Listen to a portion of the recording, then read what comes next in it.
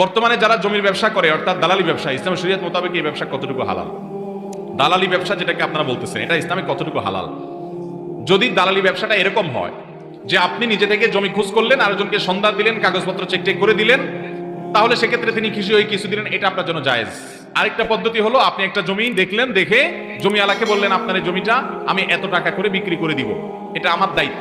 জমিওয়ালা বললো ঠিক আছে তুমি এত করে বিক্রি করে দাও, আমাকে এর কমটা দিলে হবে, 50 লাখ করে বিক্রি করো, আমাকে 40 করে দিলেই হবে।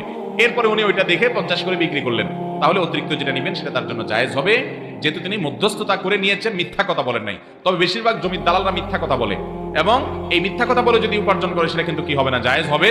আবার অনেক জমির দালালরা আছে দুই দিক থেকে খায়, সেটাও কিন্তু জায়েজ নাই। দুই দিক থেকে কিভাবে? যিনি ক্রেতা তাকে বলে ভাই এটা আপনার জন্য আমি নিয়ে দিচ্ছি, আমি নিতে 50 লাখ দিয়ে নেবো, আমাকে আপনি 5 লাখ করে বাড়াই দিয়েন, আমি লাভ যেহেতু করবো না, তো তার কাছ থেকে 5 লাখ খায়। এদিকে জমিওয়ালারে বলে কি যে আমি এটা 40 লাখ করে বিক্রি করবো,